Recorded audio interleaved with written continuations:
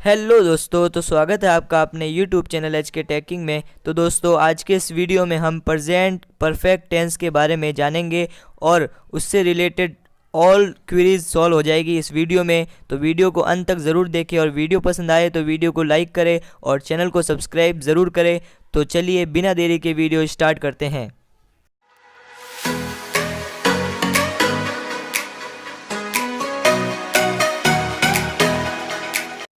Present perfect tense. Present perfect tense की जो पहचान है वो है चुका है, चुकी है, चुके हैं, या फिर वाक्य के अंत में आ की मात्रा और हूँ, ई की मात्रा और है, और अ की मात्रा और है, और ए की मात्रा और है। तो ये आएंगे ना, तो हम समझेंगे कि ये प्रेजेंट परफेक्ट टेंस का सेंटेंस है। यहाँ तक क्लियर है। अब बात करते हैं प्रेजेंट परफेक्ट टेंस के फॉर्मूले के बारे में। तो प्रेजेंट परफेक्ट टेंस का फॉर्मूला जो है वो शुरू होता है सब्जेक्ट से। तो सबसे पहले सब्जेक्ट है, उसके बाद में हैज़ या हैव, इन दोनों में से आपको सिलेक्टिव वर्ड लेना है। यानी इन दोनों में से आप चाहे तो आप कोई भी वर्ड ले सकते हैं, लेकिन नियम के अनुसार लेना है आपको। इन दोनों में से कोई एक वर्ड। ये क्या है? हेल्पिंग वर्ब है। उसके बाद में वर्ब की थर्ड फॉर्म। इससे पहले हम वर्ब की फर्स्ट फॉर्म लगाते आ रहे हैं, लेकिन अब वर्ब की थर्ड फॉर्म लगेगी, और उसके बाद में ऑब्जेक्ट। एक बार वापस रिपीट कर लेता हूँ। Subject plus helping verb. Helping verb क्या है? हैज़, हैव, फिर प्लस वर्ब की थर्ड फॉर्म प्लस ऑब्जेक्ट। ये है हमारा फॉर्मूला। अब हम फॉर्मूले के आगे इन फॉर्मूले को पूरी तरह से समझते हैं। तो सब्जेक्ट तो आपको पता है, आई, वी, यू, दे, या ही, शी, इट, या कोई नाम, कुछ भी हो सकता है। तो उसके साथ में हैज़ लगाएंगे या हैव। तो जो सिंगुलर सब्जेक्ट होगा, यानी एक वचन करता होगा, यानी ही, शी, इट, या फिर किसी का नाम सीता है या फिर बॉय है, तो उसमें सिंगुलर सब्जेक्ट में हैज़ का प्रयोग करेंगे। यानी सिंगुलर सब्जेक्ट अगर होगा तो उसके साथ में हैज़ का प्रयोग करेंगे। और अगर प्लूरल सब्जेक्ट होगा, प्लूरल सब्जेक्ट यानी बहुवचन करता, यानी वी, यू, दे, बॉयज़, यानी बहुवचन करता है ना, तो उसके साथ में हैव का प्रयोग करेंगे। ठीक है। और हैज़, हैव के बाद में वर्ब की थर्ड फॉर्म तो अवश्य लगाएंगे, यानी ज़रूरी है, वो तो लगानी है ही है। अब हम एग्जाम्पल के थ्रू इसको समझ लेते हैं। सबसे पहला एग्जाम्पल जो है वो है मैं अजमेर जा चुका हूँ। मैं अजमेर जा चुका हूँ। इसमें क्या है, हम सबसे पहले हम इसे पता कैसे लगाएंगे ये प्रेजेंट परफेक्ट का है या फिर नहीं है। इसमें वाक्य के आखिर में चुका है आ रहा है। क्या आ रहा है? चुका है आ रहा है। तो इससे हमें ये पता चलता है कि ये प्रेजेंट परफेक्ट टेंस का सेंटेंस है। अब हम इसे ट्रांसलेट करते हैं। तो सबसे पहले हमारा आएगा सब्जेक्ट, वो की है, जो कि है आई, और उसके साथ में हैव लगाएंगे। हैव क्यों लगाएंगे? क्योंकि आई एक प्लूरल सब्जेक्ट है। ठीक है, आई एक प्लूरल सब्जेक्ट तो नहीं है, लेकिन फिर भी प्लूरल सब्जेक्ट के साथ में आई होता है। जैसे कि हमने अभी पढ़ा था, आई तथा plural subject we, you, they and boys के साथ में हैव का प्रयोग करेंगे। तो आई के साथ में हैव का प्रयोग कर रहे हैं, तो आई हैव, और उसके बाद में क्या है?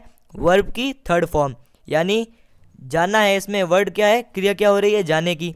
तो इसमें जाने को इंग्लिश में कहते हैं गो, और इस गो की थर्ड फॉर्म जो है उसे कहते हैं गॉन।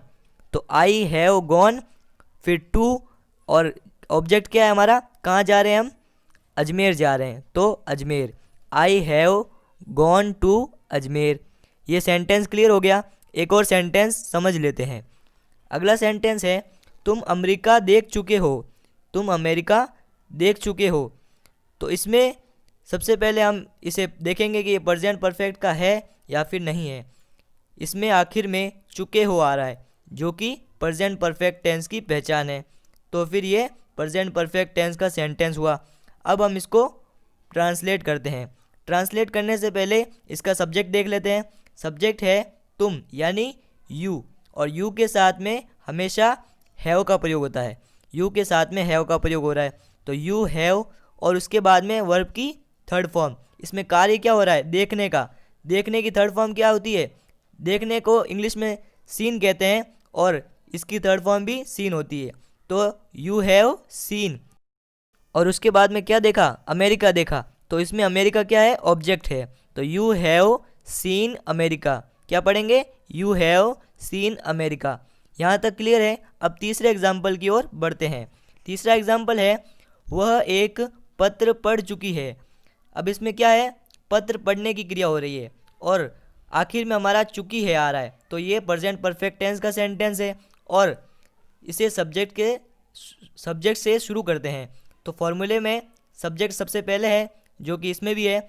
सब्जेक्ट है वह को इंग्लिश में कहते हैं ही बोलते हैं, लेकिन यहाँ पर लड़की का प्रयोग हो रहा है, लड़की हो रही है, लड़की बोल रही है या लड़की पत्र पढ़ रही है, तो इसमें शी आएगा। ठीक है, लड़के के लिए होता तो ही आता और लड़की के लिए है तो शी आ रहा है। तो शी, उसके बाद में शी के साथ में कौन सा प्रयोग होता है, शी के साथ में हैज़ का प्रयोग होता है, जो कि हमने पहले पढ़ा था। क्या पढ़ा था, singular subject he, she, it, Sita, boy आदि के साथ में हैज़ का प्रयोग करेंगे।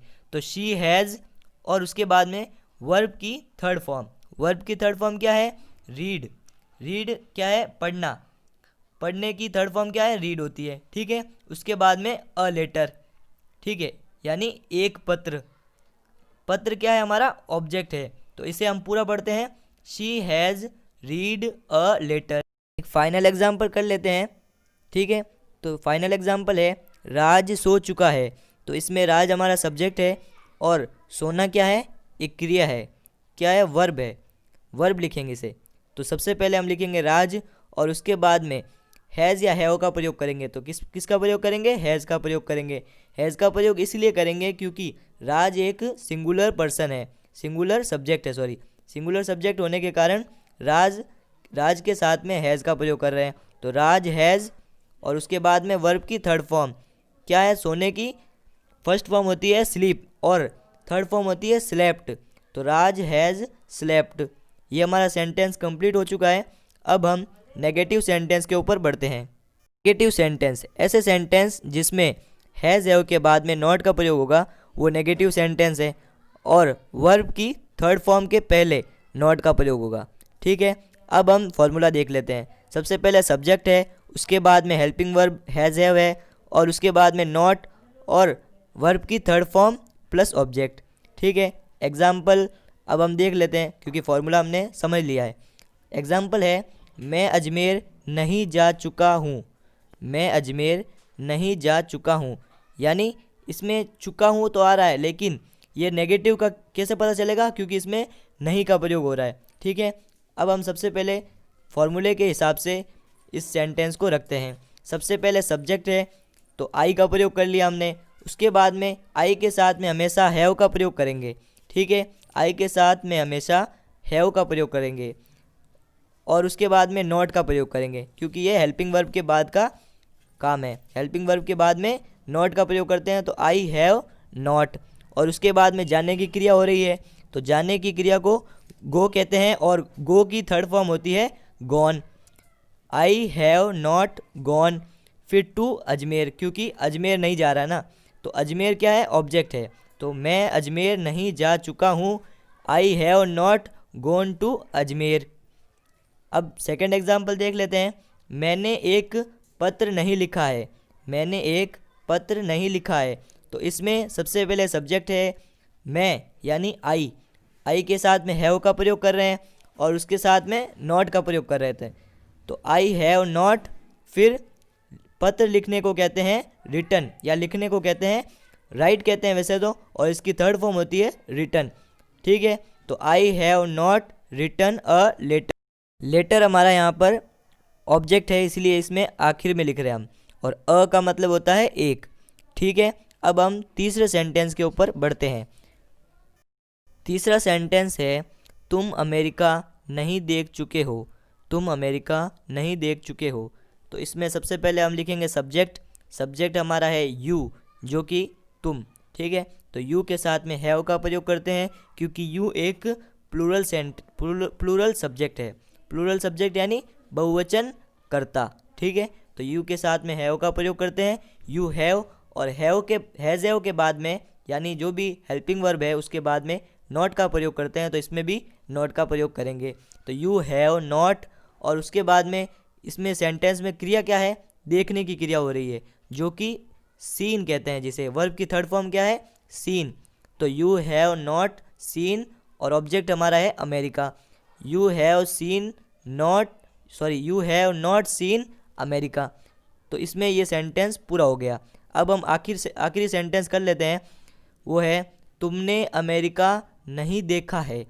इन दोनों में कोई फ़र्क नहीं है, पर ऊपर वाला कम लोग बोलते हैं, ठीक है, और ये जो अभी मैं बता रहा हूँ वो थोड़े ज़्यादा लोग बोलते हैं, और ये बोलने में भी सही लगता है।